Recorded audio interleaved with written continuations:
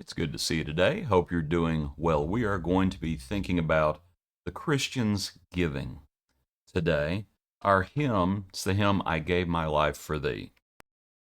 I gave my life for thee, my precious blood I shed, that thou mightst ransom be and quicken from the dead. I gave my life for thee. What hast thou given for me? I gave my life for thee. What hast thou given for me?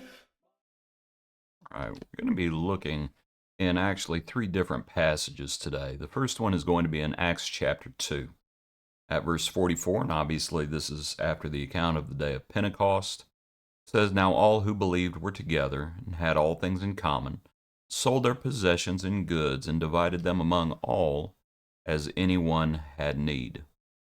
That is echoed in Acts chapter 4, where we're actually introduced to Barnabas.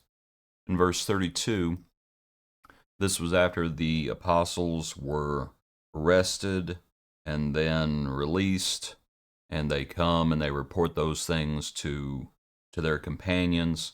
Verse 32, now the multitude of those who believed were of one heart and one soul.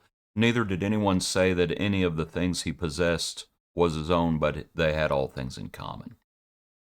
Verse 34, nor was there anyone among them who lacked, for all who were possessors of lands or houses sold them, and brought the proceeds of the things that were sold, and laid them at the apostles' feet, and they distributed to each one as anyone had need.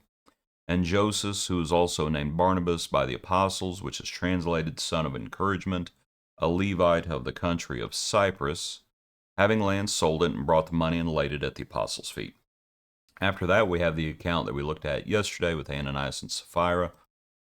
The last verse we're going to look at today is Acts 6, verse 1, as it talks about the daily distribution. And I just wanted you to see where that distribution was coming from. And so let's think about the Christians giving. And just want to think about three traits, if you will. The first one would simply be generosity. And that the Christians were generous and wanting to help. Generosity is a trait of Christians, of God's people. We should be generous. You know, don't get the idea that what was happening here was a commune. That's not what was happening. You had those who had extra, and you had those who had needs. We'll talk about the needs here in a second. But they were generous with one another, and they were sharing. I'm very much go back to the account of the manna in the Old Testament, and they would go out and gather, and some would gather more, and some would gather less, and then they would share with one another. And that's referenced, by the way, in the New Testament in the context of giving, but we just think about generosity. We also should probably think about sacrifice. You know, in thinking about our passages and here the daily distribution, and we think about sacrificing, that there were those who were willing to give what they had. And it is called sacrifice. I believe it's Hebrews that talks about sharing, and with such sacrifices, God is well pleased. And we think about giving up something valuable to us. Here, I think we're speaking about physical things, but we might think about physical things. We might think about our time. Might think about the Good Samaritan and what he was willing to give up so that the other man could have his needs seen to. And that's our third point. This daily distribution, here as it talks about the widows who are neglected. I think what we see in the early church is that they understood the difference between, and I'm not even sure I want to put it like this, wants and needs. And there were those who had extra and there were those who did not have. And so they were generous, they were sacrificing what they had, and needs were seen to.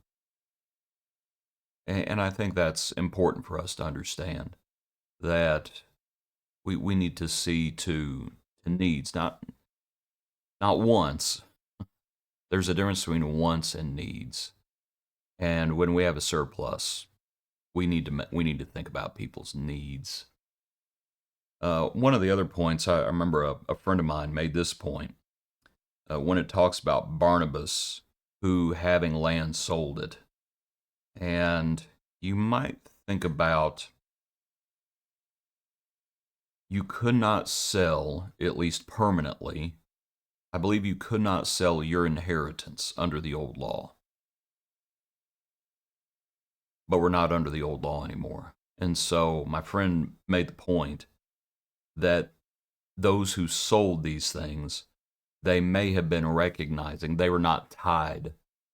They were not tied to physical possessions anymore. They were not tied to physical land anymore. That under the new covenant, they were free from those things. That those things were just a shadow. And that they were actually seeking a heavenly land.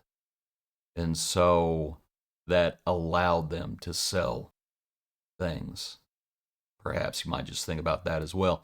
But regardless, just think about generosity and sacrifice and seeing people's needs. Appreciate you. Hope you have a good day. Join us tomorrow for another portion of our Daily Praise.